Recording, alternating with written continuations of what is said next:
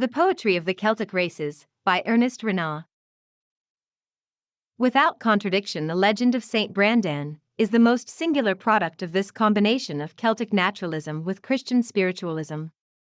The taste of the Hibernian monks for making maritime pilgrimages through the archipelago of the Scottish and Irish seas, everywhere dotted with monasteries, and the memory of yet more distant voyages in polar seas, furnished the framework of this curious composition, so rich in local impressions.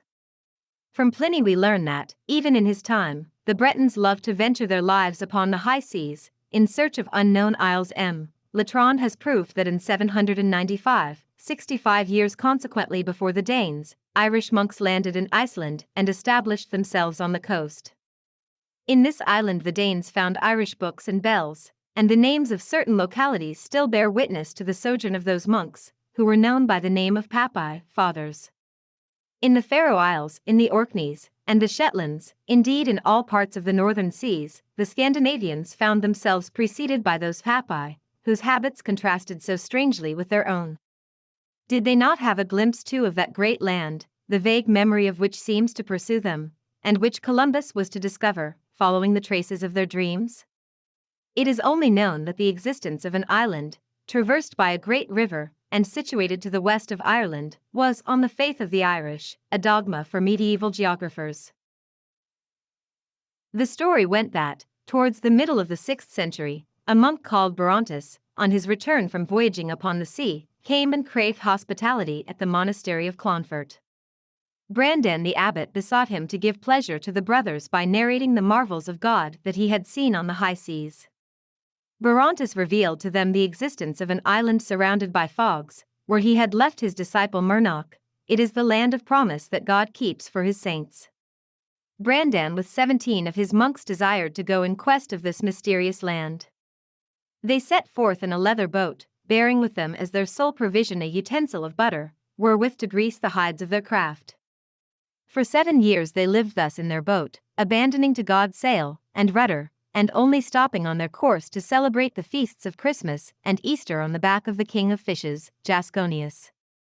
Every step of this monastic odyssey is a miracle, on every isle is a monastery, where the wonders of a fantastical universe respond to the extravagances of a holy ideal life.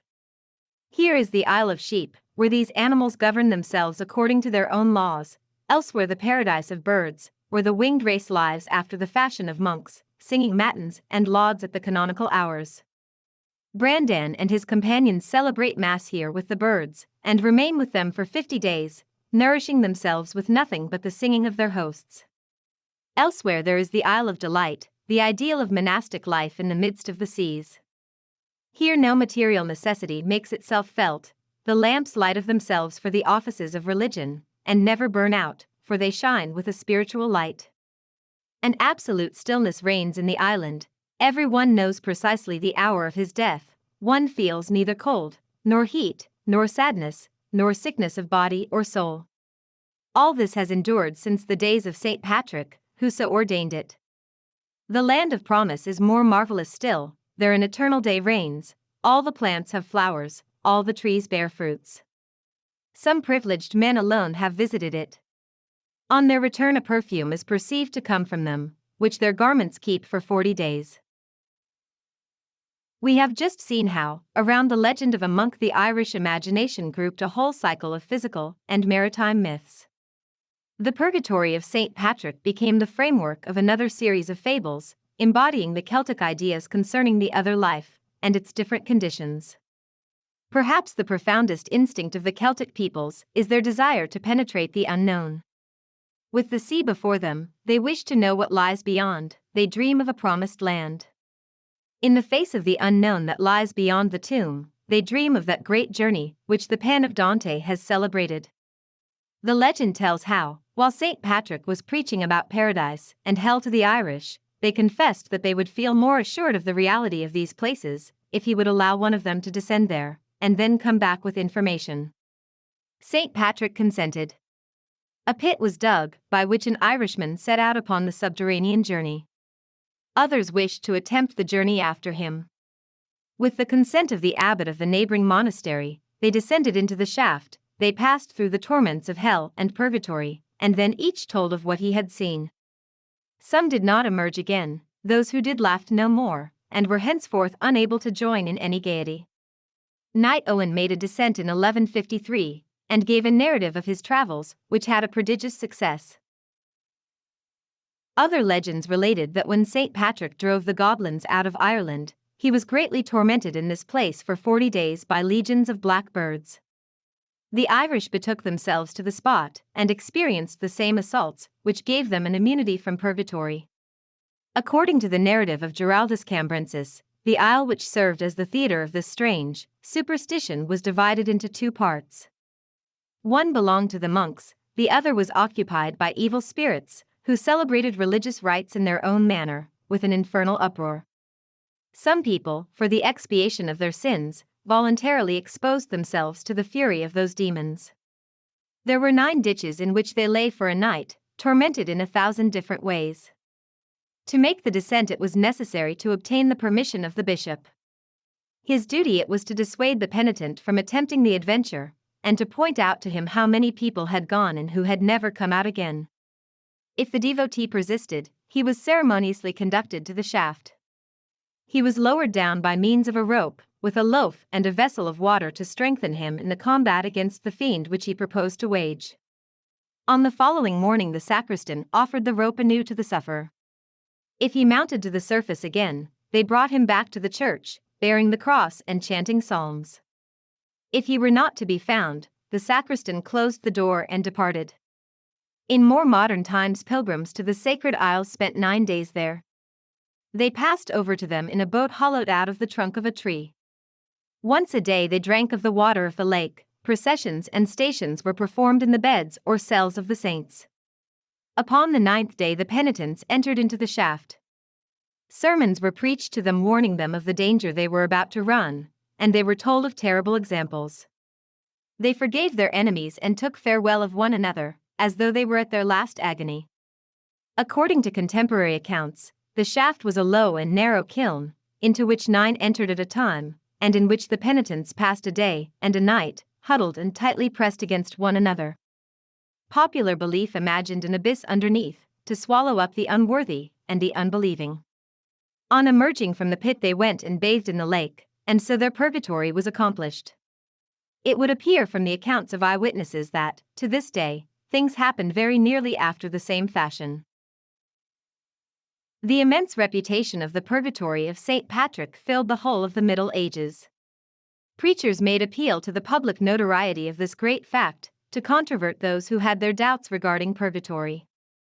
In the year 1358 Edward III gave to a Hungarian of noble birth, who had come from Hungary expressly to visit the sacred well, letters patent attesting that he had undergone his purgatory.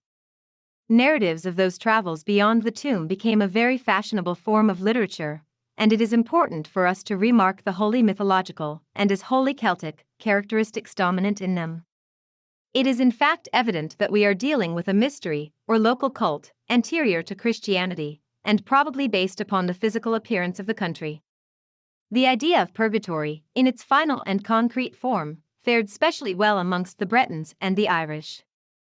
Bede is one of the first to speak of it in a descriptive manner, and the learned Mr. Wright very justly observes that nearly all the descriptions of purgatory come from Irishmen, or from Anglo-Saxons who have resided in Ireland, such as St. Fursey, Tundale, the Northumbrian Drithulm, and Knight Owen.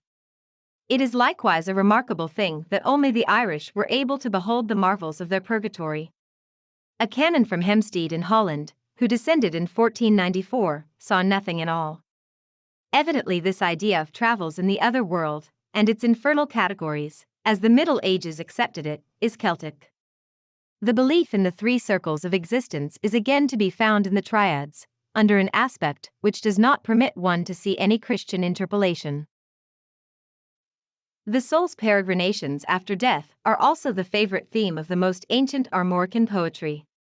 Among the features by which the Celtic races most impressed the Romans were the precision of their ideas upon the future life, their inclination to suicide, and the loans and contracts which they signed with the other world in view. The more frivolous peoples of the South saw with awe in this assurance the fact of a mysterious race, having an understanding of the future, and the secret of death. Through the whole of classical antiquity runs the tradition of an Isle of Shadows, situated on the confines of Brittany, and of a folk devoted to the passage of souls, which lives upon the neighboring coast. In the night they hear dead men prowling about their cabin, and knocking at the door. Then they rise up, their craft is laden with invisible beings, on their return it is lighter. Several of these features reproduced by Plutarch, Claudian, Procopius, and Tzetzes, would incline one to believe that the renown of the Irish myths made its way into classical antiquity about the 1st or 2nd century. Plutarch, for example, relates, concerning the Cronian Sea, fables identical with those which fill the legend of St. Malo. Procopius, describing the sacred island of Brittia, which consists of 2 parts separated by the sea, one delightful, the other given over to evil spirits, seems to have read in advance the description of the purgatory of St. Patrick, which Giraldus Cambrensis was to give 7 centuries later. It cannot be doubted for a moment, after the able researches of Messrs. Ozanam, Lebbit, and Wright, that to the number of poetical themes which Europe owes to the genius of the Celts, is to be added the framework of the Divine Comedy. One can understand how greatly this invincible attraction to fables must have discredited the Celtic race in the eyes of nationalities that believed themselves to be more serious.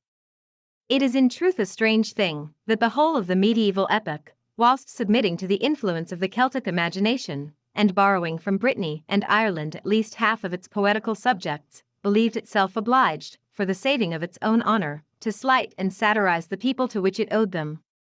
Even Chrétien de Troyes, for example, who passed his life in exploiting the Breton romances for his own purposes, originated the saying, Les Gaulois sont tout par nature.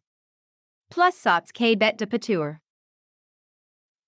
Some English chronicler, I know not who, imagined he was making a charming play upon words when he described those beautiful creations, the whole world of which deserved to live, as the childish nonsense with which those brutes of Bretons amuse themselves. The Bollandists found it in cumber to exclude from their collection, as apocryphal extravagances, those admirable religious legends, with which no church has anything to compare. The decided leaning of the Celtic race towards the ideal, its sadness, its fidelity, its good faith, caused it to be regarded by its neighbors as dull, foolish, and superstitious. They could not understand its delicacy and refined manner of feeling. They mistook for awkwardness the embarrassment experienced by sincere and open natures in the presence of more artificial natures.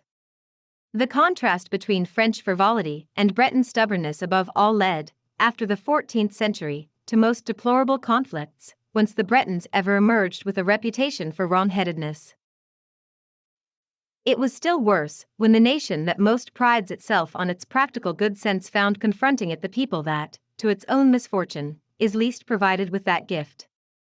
Poor Ireland, with her ancient mythology, with her purgatory of St. Patrick, and her fantastic travels of St. Brandan, was not destined to find grace in the eyes of English Puritanism. One ought to observe the disdain of English critics for these fables, and their superb pity for the Church which dallies with paganism, so far as to keep up usages which are notoriously derived from it. Assuredly we have here a praiseworthy zeal, arising from natural goodness, and yet, even if these flights of imagination did no more than render a little more supportable many sufferings which are said to have no remedy, that after all would be something. Who shall dare to say where, here on earth, is the boundary between reason and dreaming? Which is worth more, the imaginative instinct of man, or the narrow orthodoxy that pretends to remain rational when speaking of things divine? For my own part, I prefer the frank mythology, with all its vagaries, to a theology so paltry, so vulgar, and so colorless that it would be wronging God to believe that, after having made the visible world so beautiful, he should have made the invisible world so prosaically reasonable.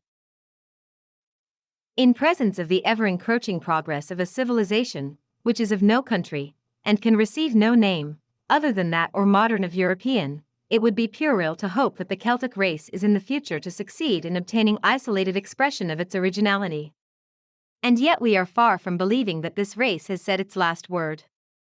After having put in practice all chivalries, devout and worldly, gone with Peredur in quest of the Holy Grail and fair ladies, and dreamed with St. Brandan of mystical Atlantides, who knows what it would produce in the domain of intellect, if it hardened itself to an entrance into the world, and subjected its rich and profound nature to the conditions of modern thought. It appears to me that there would result from this combination productions of high originality, a subtle and discreet manner of taking life, a singular union of strength and weakness, of rude simplicity and mildness. Few races have had so complete a poetic childhood as the Celtic. Mythology, lyric poetry, epic, romantic imagination, religious enthusiasm, none of these failed them. Why should reflection fail them? Germany, which commenced with science and criticism, has come to poetry. Why should not the Celtic races, which began with poetry, finish with criticism? There is not so great a distance from one to the other as is supposed. The poetical races are the philosophic races, and at bottom philosophy is only a manner of poetry. When one considers how Germany, less than a century ago, had her genius revealed to her, how a multitude of national individualities, to all appearance effaced, have suddenly risen again in our own days, more instinct with life than ever, one feels persuaded that it is a rash thing to lay down any law on the intermittence and awakening of nations, and that modern civilization, which appeared to be made to absorb them, may perhaps be nothing more than their united fruition.